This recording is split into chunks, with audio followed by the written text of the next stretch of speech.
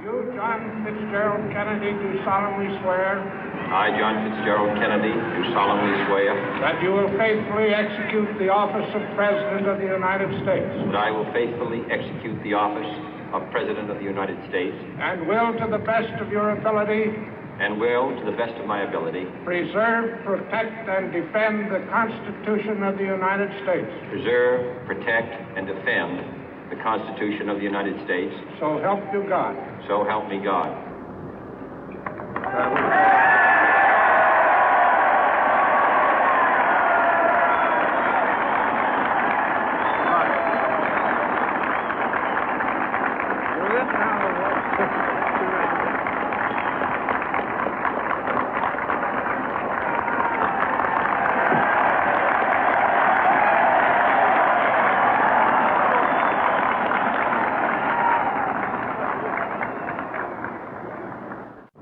Vice President Johnson, Mr. Speaker, Mr. Chief Justice, President Eisenhower, Vice President Nixon, President Truman, Reverend clergy, fellow citizens.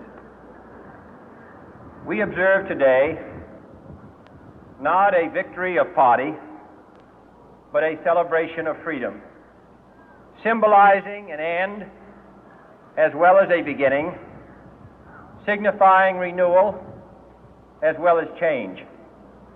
For I have sworn before you and Almighty God the same solemn oath our forebears prescribed nearly a century and 3/4 ago. The world is very different now, for man holds in his mortal hands the power to abolish all forms of human poverty and all forms of human life.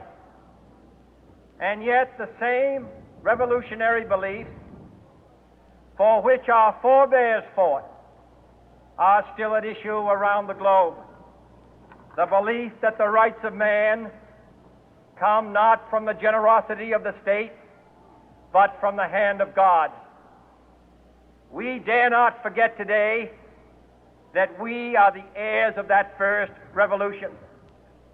Let the word go forth from this time and place to friend and foe alike that the torch has been passed to a new generation of Americans born in this century, tempered by war, disciplined by a hard and bitter peace, proud of our ancient heritage, and unwilling to witness or permit the slow undoing of those human rights to which this nation has always been committed and to which we are committed today at home and around the world.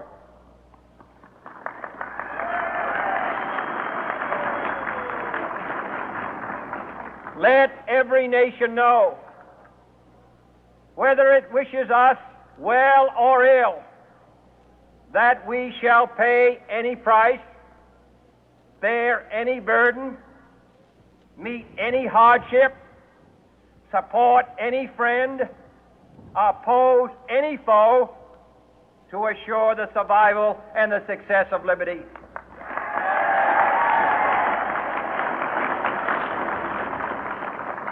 This much we pledge and more.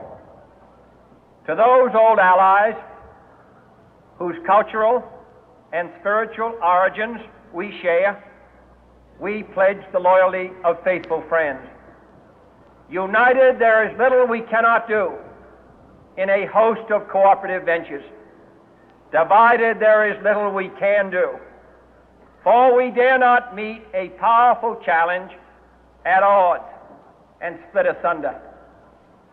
To those new states whom we welcome to the ranks of the free, we pledge our word that one form of colonial control shall not have passed away, merely to be replaced by a far more iron tyranny. We shall not always expect to find them supporting our view, but we shall always hope to find them strongly supporting their own freedom, and to remember that in the past, those who foolishly sought power by riding the back of the tiger ended up inside.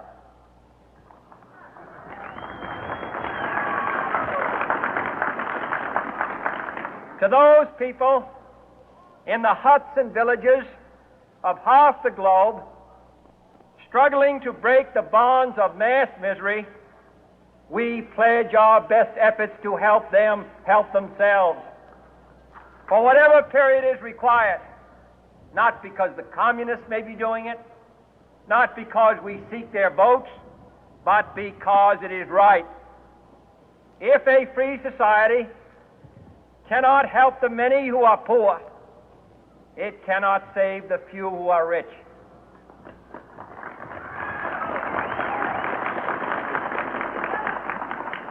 To our sister republics south of our border, we offer a special pledge to convert our good words into good deeds, in a new alliance for progress, to assist free men and free governments in casting off the chains of poverty.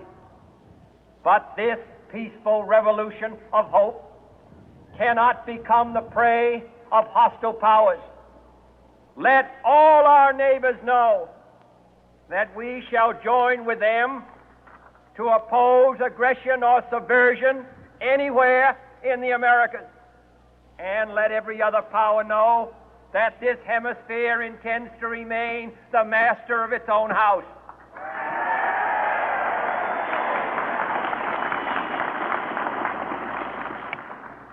To that World Assembly of Sovereign States, the United Nations, our last best hope, in an age where the instruments of war have far outpaced the instruments of peace, we renew our pledge of support to prevent it from becoming merely a forum for invective, to strengthen its shield of the new and the weak, and to enlarge the area in which its writ may run. Finally, to those nations who would make themselves our adversary, we offer not a pledge, but a request that both sides begin anew the quest for peace.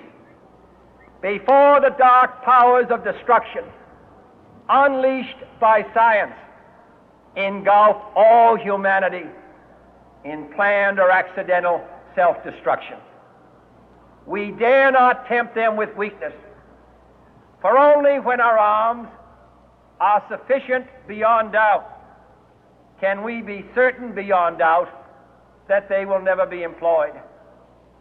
But neither can two great and powerful groups of nations take comfort from our present course, both sides overburdened by the cost of modern weapons, both rightly alarmed by the steady spread of the deadly atom, yet both racing to alter that uncertain balance of terror that stays the hand of mankind's final war.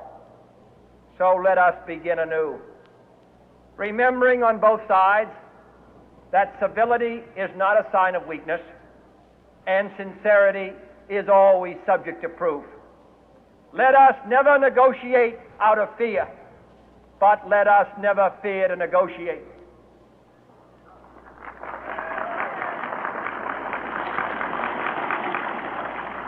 Let both sides explore what problems unite us, instead of belaboring those problems which divide us.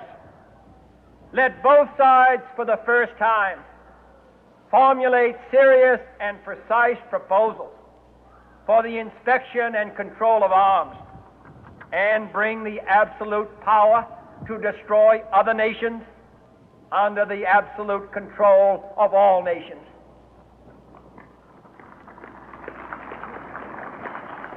Let both sides seek to invoke the wonders of science instead of its terrors.